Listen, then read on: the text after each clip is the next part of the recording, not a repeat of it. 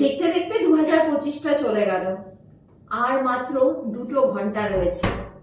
এবছর অনেক কিছু অ্যাচিভ করেছি, অনেক কিছু পাইনি, আর সুখ দুঃখের মধ্যে থেকে একটা বছর চলে গেল। কাল আবার নতুন একটা বছরকে আমরা সবাই মিলে ওয়েলকাম জানাতে চলেছি। কাল নয়, আজ রাত 12টার পরে। আর পুরনোকে বিদায় দেওয়ার যতটা দুঃখ রয়েছে, ঠিক নতুনকে স্বাগতম জানানোর জন্য ততটাই খুশি হয়ে রয়েছি। দেখা যাক 2026 সাল আমাদের সবার জীবনে কতটা দুঃখ, কতটা আনন্দ বয়ে নিয়ে আসে।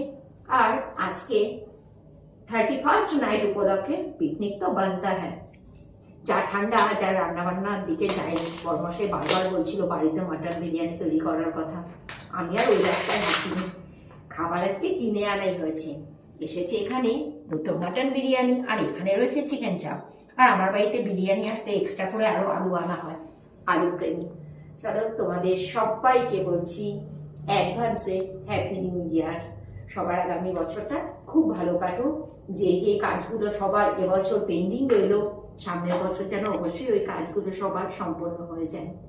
তাহলে বাই বাই 2025, আর ওয়েলকাম 2026।